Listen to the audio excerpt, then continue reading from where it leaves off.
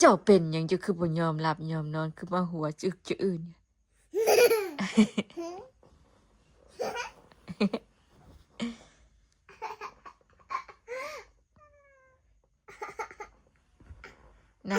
นางหัวผู้เดียวเฮ้อยู่ฮะสบายดีกันลูกอ้าวแม่รับตาสบายดีโอ้ยห้องดังแท้ปลาลุงตกใจแหละเนาะปลาถานอนบ่ ปลาลุงก็ตกใจแล้วเห็นว่ากันเนาะเนี่ยว่าเตียงว่าตีงชื่อกับอ่อนแอดไงเพราะว่าเสียงว่าตีงเอาไง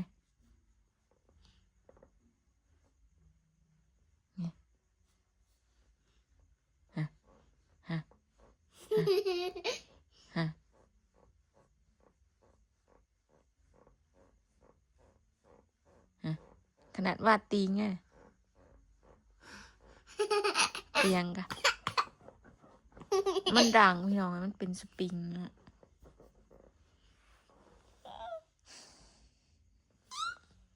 มีเงินก่อนประจอยสิเปลี่ยนใหม่รู้สึกแบบมันนอนมันกวนหูพี่น้องเนาะเวลาตีงขี้นี่ก็อวดเอียดเว้ย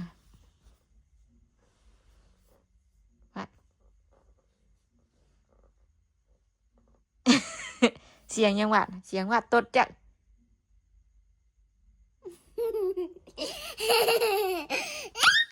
อุ้ยไปเสียดกล้องแม่แล้วนี่ขอโทษแม่ก่อนลูกบ่เห็ดเด้อลูกบ่เห็ดเด้อแล้วนี่เด้อบ่ดีเห็ดแนวนี้ค่ะไปสิไปเตะโทรศัพท์แม่ขอโทษแม่ก่อนเดี๋ยวลูกละ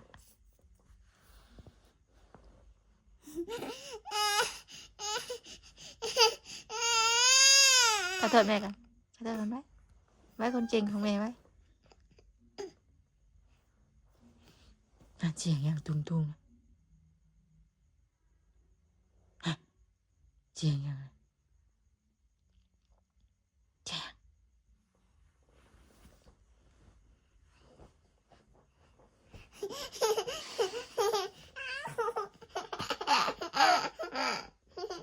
แพ้ไปนอนบนบ้านนะคนขึ้นมายังกระตุ้นนี่นะบอกอ้าวไปกินวิตามินลายแจ็คอันนี้บอกหัวเอกอยู่ตั้งแต่มานี่วิตามินซีลายนะนี่กินวิตซีลายนะนี่ท่องกอไก่แม่พังเนี่ยไก่เกาะของเราคล้ายข้อนเราคึงกักก็ค่ะห้ามยางอใจค่ะอาจารย์ชายดีดินดีดังให้ช่างบ้างนี้ปแกะดูปแกะจอโซ่ล่ามดีมาหน่อยไหมถ้าชูคู่กันไอยิงโจฟ้ามาห้ามยาเราหญิงโสภายีจึงพาลอสลาสวมพันดาสองฟังต่อประตักหมุนหันตักมูลหันทอฐานเข้ามาลองฐานเข้ามาลองอุ้ยตื่นเบิดเสียงยังแต่ตื่นเบิดท่องนั่นให้แม่พังในสัก ABC เลยอ่ะเท่าให้มันแจ้งลูกว่ามันแจ้งป้าลุงพังบ่เข้าใจพังบ่เข้าใจนั่นน่ะ A B C D E F G อย่างสิได้บ่ไรสักอย่างนับ1 2 3อยู่ค่ะ1 2 3อยู่1 2 3อยู่1ได้บ่ยังอีกวะนี่2เอานะแม่1 2 3 4 5 6 7 8 9 10วัดนับอยู่นี่วัดนับนับแม่สิพังเนี่ย1 หนึ่งมาแล้วไหมอ้าวบกเก่งช่อมมันนี่บกเก่งชาม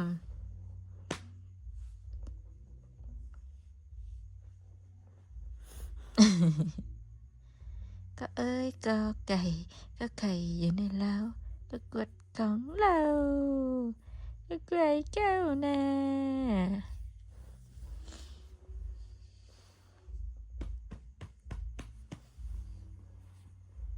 มื้อนี้บ่ได้ไปหน้าจ้ำมื้อนี้บ่บ่บาดกินฮอดตู้บ่ฮะกินฮอดตู้เตี้ยบ่ตู้จอยได้จ้ะกินฮอดเราบ่อ้าวคือว่าแนวนี้ตู้ก็เสียใจแล้วเฮ็ดแนวนี้กินฮอดบ่แม่จอยได้จ้ะกินฮอดบ่หึบ่กินฮอดบ่แม่นี่หึหึหึกินฮอดบ่แม่ฮะฮะเสียงยังดังฮะฮะเพิ่นตีเงินนี่มันดังเลยเตียงดังอินอินอินอิน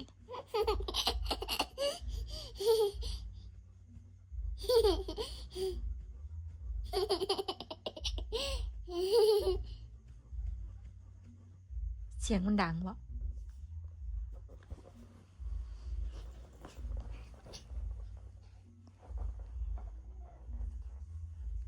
เอ้ย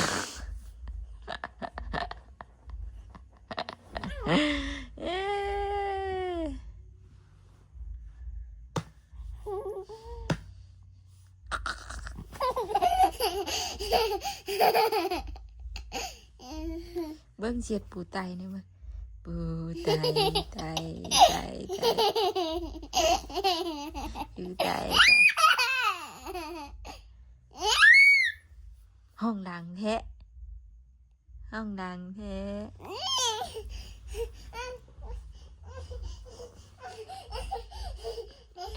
ลูกบาดเอ้ยเอากระตุ้นเจ้านี่ขนลงลุ่มเบิดนี่ลูกไม่ไว้แม่สินอนนี่ไว้มาขนลงไปลูกไปไปเอาลงไปบนนอนเจ้าเอาไปเดียงมาลูกไปเอาไปเดียงเด้อลูกบาดเอาไปเดียงไปบนเจ้าลูกไปไปให้เป็นที่เป็นทางไปเอาไปเอาไปเดียงกันเด้อไปเดียงเด้อให้มันนอนไปเดียงไว้แม่สิมึงนี่ไปเอาไปเดียงมันเด้อลูกเด้อ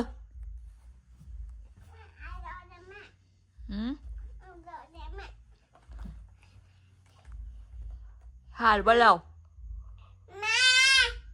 เฮ้ยมันแบตเบิดเอามาแม่เดี๋ยวแม่สิเสียแบตเห็นไหมแม่หาสายก่อนนะ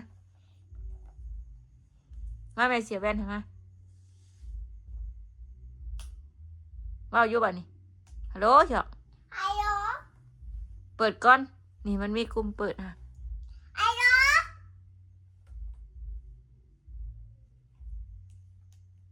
ป้าแม่มันนี่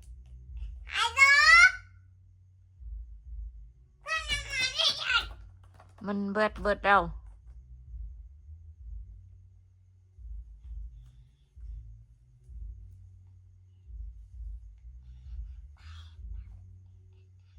บ้านนั่งดีๆลูกพ่อชินั่งแป้ขาแล้วนั่นนั่งจบงามๆรถแม่บอกให้นั่งนั่นนะนู่เลยมานั่งเด็ดขาดเด้อทานั่นเด้อแม่ไม่ชอบลูกนางนั่นนะขี้เลยไม่สวยเลยถ้านางแบบนั้นน่ะโมงามนั่งอีกเลยโมนั่งแบบนั้นนะโมนั่งลูกโมนั่งให้ชินางนั่นโมงาม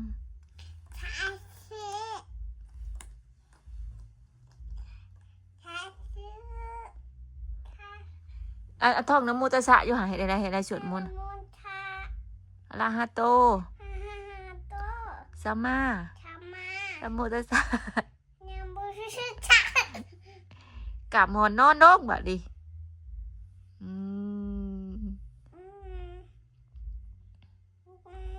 กะมอนพูดเหรอวะ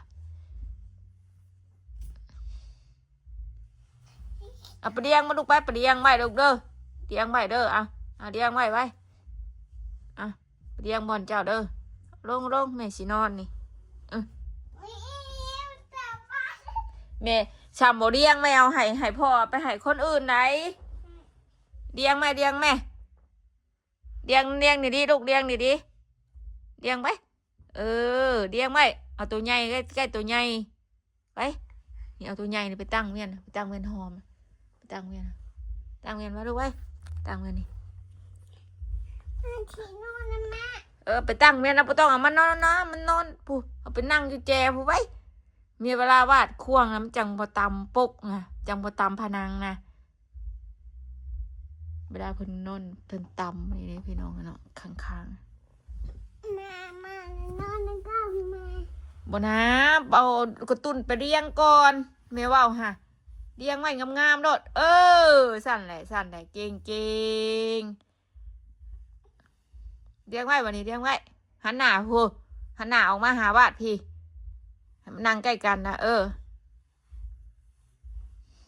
แล้วก็เอาตัวนั่นตัวสีชมพูนั่นมานี่พูให้มันนั่งอยู่แจพูนแจพู มานอนนะ บ่นะมันหกนะ มานอน มันหกนะแม่บ่อยากให้เอามาเลี้ยงนะอุ้ยสิอยากสิบ่มีหม้องนอนแล้วนี่นะ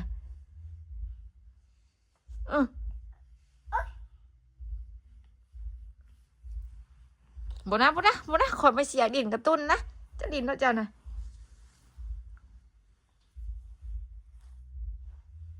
แม่ว่าบ่ให้นั่งท่านั้นนะ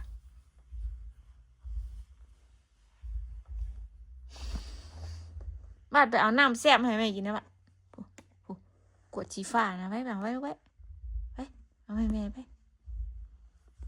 ขี้ข้านแท้ไม่ใส่กับบ่ไป โอ้ย โอ้ยช่างแม่ใส่สำนีก็โอ้ย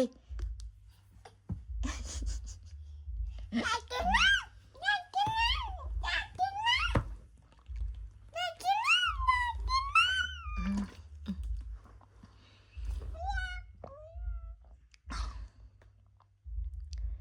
ำ มาสนาเนี่ยมากินน้ำพี่น้องเนาะกินน้ำเรื่อยกลางคืนกะกลางเบนก็เรื่อยเวลาไปจ่อยไว้ใส่กระพกใช้ธงไว้น้ำ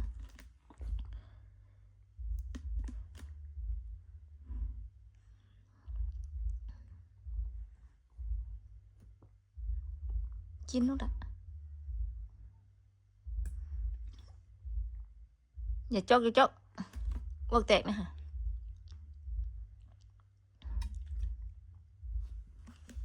เอากินเองบ่ทันใจมันเฮียเลยลูกอู้เก่งแท้นี่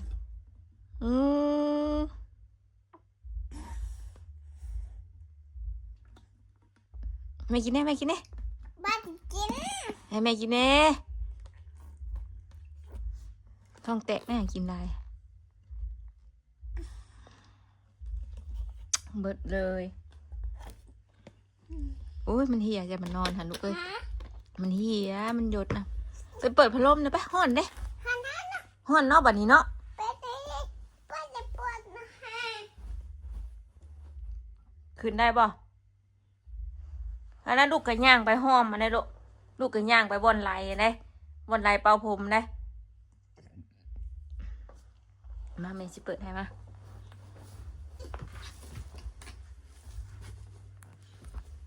นี่เนาะเปี้ยมีแต่การ์ตูนห้องหกแล้วว่าอยากได้ห้องอยากได้เตียงงามคืออามได้สิไรมีแต่การ์ตูนนี่นะสิบุคุเจ้าของสิบุมีหมองนอนนะคะนี่แหละว่าตัวน้อยๆนี่ค่ะนะน้ำตีนวาดฮะนะน้ำก้นฮะกระตุ้นนะนั่นก็ได้ห่าน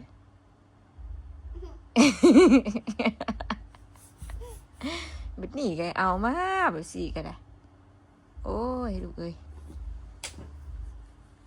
เอากวดไปถิ่มขยะก่อนลูกเอาไปถิ่มขยะก่อนกวดน้ำนะ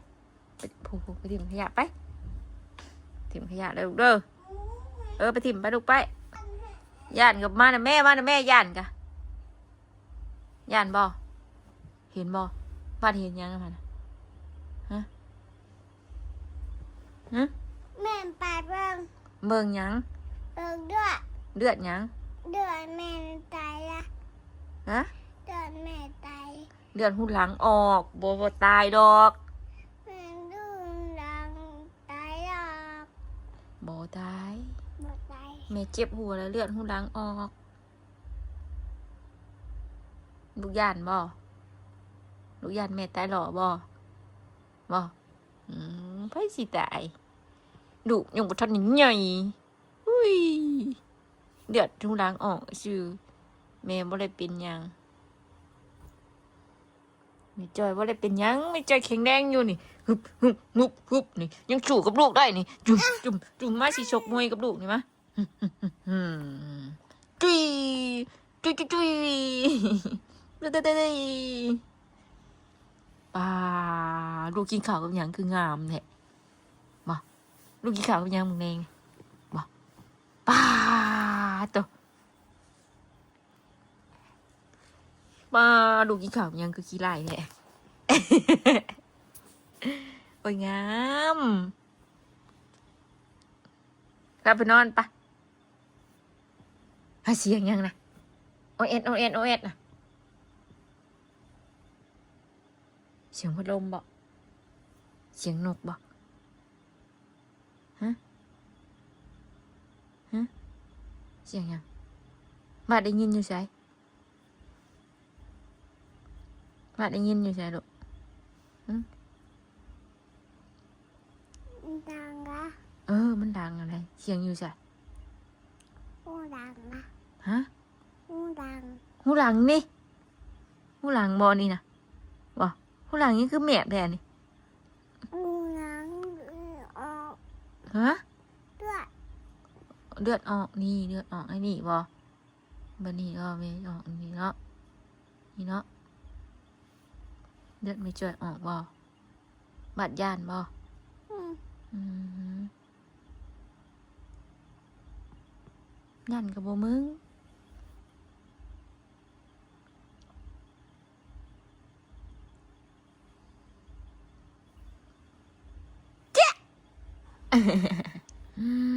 แต่มันเลิกพอสมควรเนี่ยเลยเฮ้ยนอนได้นะไหมนอนได้นะแม่งนอนได้หรือยังนอนนะจ๊ะมันดึกแล้วนะนอนอื่นไปบุญได้นี่ไปบ่ไปบุญไปบ่ ไปบน ประดิษฐ์ดิ่งดึงเนาะมีดิ่งดึงใน2 อันพูแต่ว่ามีสไลเดอร์จากผู้อื่นนี่มีสไลเดอร์พร้อมผู้อื่นนี่ไปบ่ว่าไปขี่สไลเดอร์บ่ดึงเอ้ยพิงกับมาบาดแดงบาดไปกับอาบาดบ่ได้ให้บ่ฮะบ่ได้ให้ออกมาบ่หรอกฮะบาดบ่ได้ตีกับน้องเจนบ่ บ่ บาดบ่ได้ตีน้องบ่ ฮึ น้องเจนบ่ได้ตีบาดบ่ บ่ ดินน้ำกันบ่ดอกบาดเจอไผแน่เจอไอ้พิงบ่เจอไอ้บิวบ่แล้วก็ไอ้เซอร์บ่มีบ่ทันบ่ไอ้เซอร์ ใช่แล้วเจอ ไอ้เปียวบ่ไอ้เน่บ่ นี่อาเปียว ปีหน้าลูกไปโรงเรียนเนาะไปบ่ อืม ไปเรียนหนังสือเนาะ อืม โดยแหละลูก โดย ไปสิโดยเวลาแม่เว้านำลูกอยากไปเรียนบ่ บ้านดอยนะแม่ ฮะ บ้านหนาว บ้านหนาวปิดพัดลมได้ซะปิดบ่ฮะเป็นหยังหนาวแฮงบ่ฮะ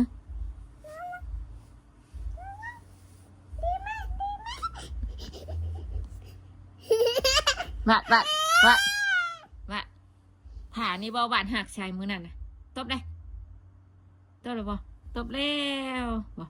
บาดเป็นหยังมือนั่นน่ะมือไปน้ำพอบุญน่ะบาดเมารถบ่ มาโดด แล้วก็บาดวินหัวบ่ มาบินเผื่อ แล้วก็ปวดท้องบ่ปวดท้องแล้วก็อ้วกแตกบ่มือนั่นพี่น้องเห็น วาสนาฮะพอดี3 เทื่อ4 เทื่อบ่จอดรถจะควรสิเฮ็ดเนาะไปก็บ่ได้ม่วนในชื่อนี้หยังพี่น้องเนาะลูกเมารถตอนพาเพิ่นลง11นั่นจอดรถครั้งแรกนะเพิ่นห้ากเนาะเพิ่นห้ากแล้วก็พาไปเข้าพาไปร่างกับตนกุโตเปลี่ยนเสื้อผ้าไปเข้า7แล้ววันนี้พ่อพาไปนครพนมมันไปงานนะไปหาอยู่ในรถหัน2 เทื่อ3 เทื่อพี่น้องเนาะเดี๋ยวพาอุ้มลงไปงานก็5 ทั่วงานเทื่อนึงแล้วคือกี่บาทลูกเพิ่นเมารถเพิ่นว่ากับลูกแต่ไข่ใหม่นะร่างกายเขาอ่อนเพลียนะลูกนะใช่ตีนมันฮะโอ้ใช้มือหน่อยเลยใช้ปากใช้พอพันสะอาดจังใช้ขี้ชบทาสติกเลยใช้ปากจูเลยใช้หูหลังแมะนะโอ้ใช้ตานะโอ้ใช้คิ้วเลยโอ้ใช้หน้าผากบงนะโอ้ใช้หูนะใช้แก้มแม่จุ๊บเลยโอ้ใช้คางเลยคาง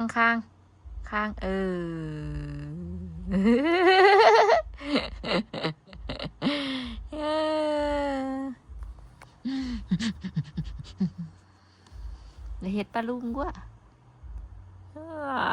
เห็นยัง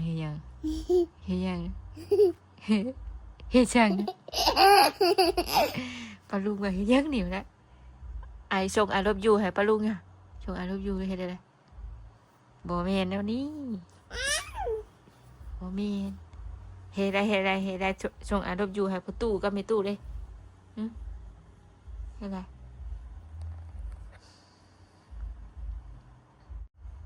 ไปนอนปะจะเป็นลูกใครจะคือบอกอึ่งเลยวะฮะเบิ่งค่ะเขี้ยวยังปากปากแม่มึงแลบดินให้แม่มึงเจ็บปากบ่อยากดินคือเป็นจะบ่เจ็บเวแท้เจ็บปากวะ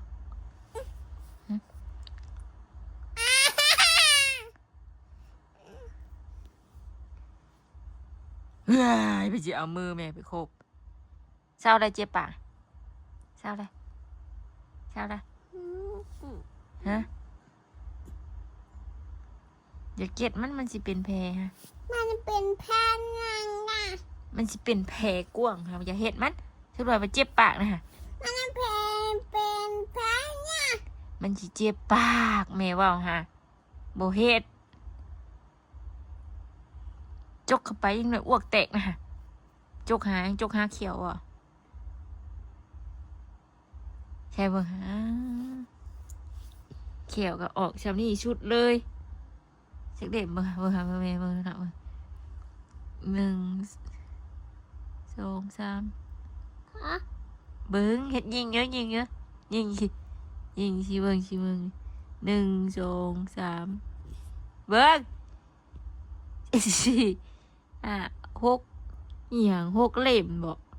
6 เล่มเดี๋ยวบดบ่เทิงเครื่องดุมมาเทิงได้มีสักเล่ม1 2 3 4 5 6 7อ้าวเทิงคือ7 8 เล่มเนาะ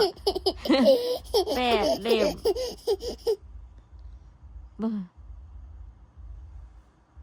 โอ้ยเทิง8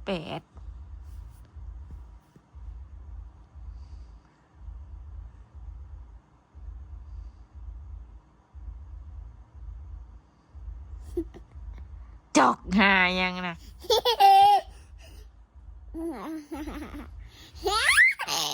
เว้ยสลัมเว้ย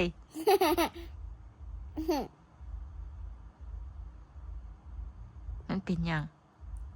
มาคือจกฮะมาดูบ้านมาเฮือเจนนี่ฮะมาเฮือเจนนี่มื้อนี้บ้านมาแต่เฮือนเจนนี่บ่บ้านไปเฮ็ดหยังบ้านไปเฮ็ดหยังบ้านประดินบ่ ปัดประดิษฐ์น้ำน้องจีนใช่แล้วอ่ะกระโตะแม่นะนี่นะลูกเพิ่นไปน้ำอาเพิ่นบางเดงนอนนะไหมมันเลิกเลยนี่นะ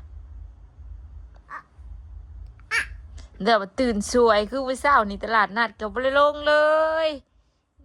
มื้ออื่นสิกินหยังกินข้าวกับหยังมื้ออื่นนี่กินข้าวผัดเนาะแม่ผัดข้าวให้เนาะเอาบ่ผัดใส่ไข่เนาะกลวงเนาะ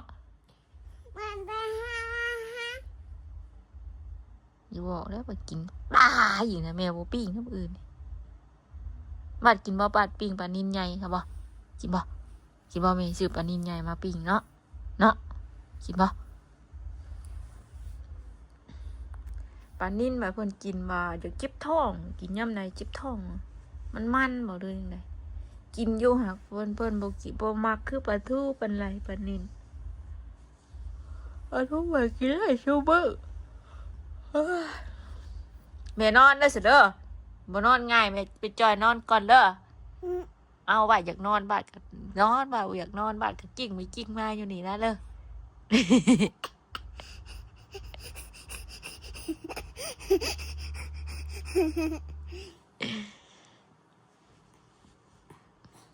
ผ่าแพ้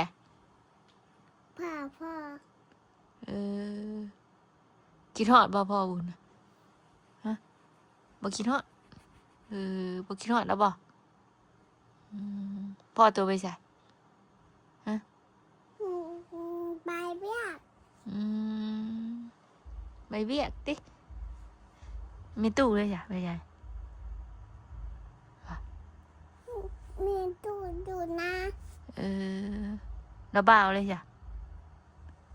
ระบ่าวเลยจ้ะ พออยู่เพื่อน ลูกบาทเลยจ้ะ บ้านอยู่เพื่อน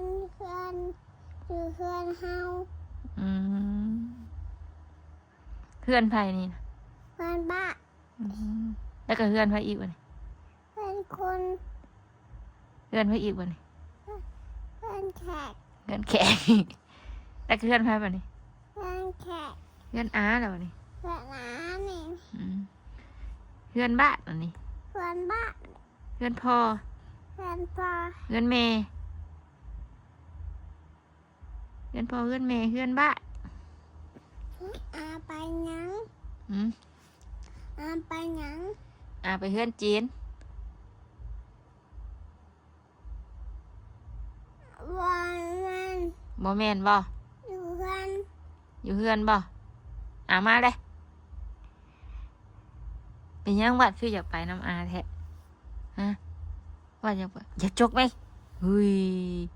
ให้ขี่จกขี่วันกระจับกระตูแก้มนี่กันนี่ดูเอ้ยเบิ่งกีตาร์กระเปาะอยู่นี่ไปนอนบ่อนตัวไปลุกไปแม่สินอนนี่ไปเช่นกันนอนน้ำกันซะแม่นอนเด้ออย่าปลุกแม่เด้อจอยไม่จอยลูกอยากกินน้ำไม่จอยแกล้งอยู่นะไม่จอยลูกอยากกินแม่อยากกินแม่อยู่จังไหนกับแม่อยากกิน อยากกินแมม ห่านจังไหนก็อยากกินแม่จังไหนก็อยากกินน้ำจังไหนก็ว่าอยากเข้าห้องน้ำจังไหนก็ว่าปวดท้องอยู่บริโนอนเครือ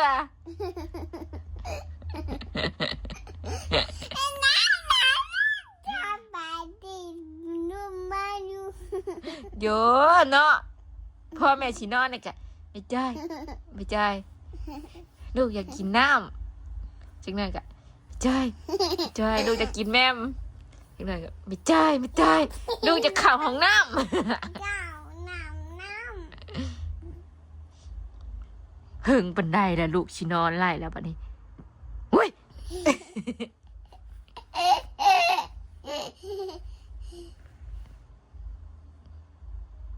ปะจ้ะโอเคฉันเอาปลาลุงไปจอยกันสิขอจบคลิปเพียงเช่นนี้ก่อนถ่ายคนขี้ดื้อบ่ยอมนอนหนูหน่อยแสนชนเนี่ยบ่ยอมนอนพ่อบ่เหงาพี่น้องเอ้ยพ่อปากเมือกปากมันดุผู้เดียวนี่ก็ได้ปากเมือกปากแสะว่าอยู่บนมือเบนบริยุทธ์ไอยนเฮาบ่เบากับเฝ้าถามเฮาอยู่หั่นน่ะตอบอยู่บนมือเบน โอเค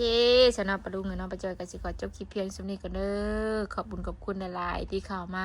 รับชมคลิปป้าจอย ตั้งแต่ต้นจบโดยที่บกดคำโฆษณาของป้าจอยตลอดมาเด้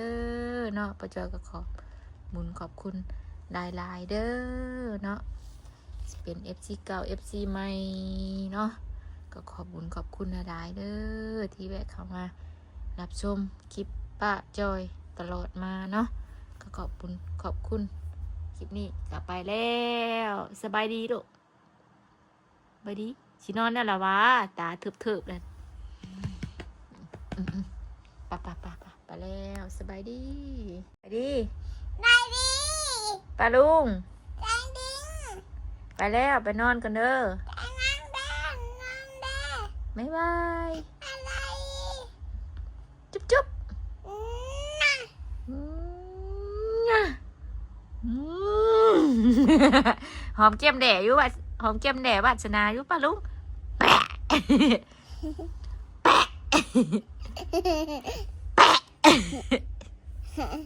หอมแก้มแด่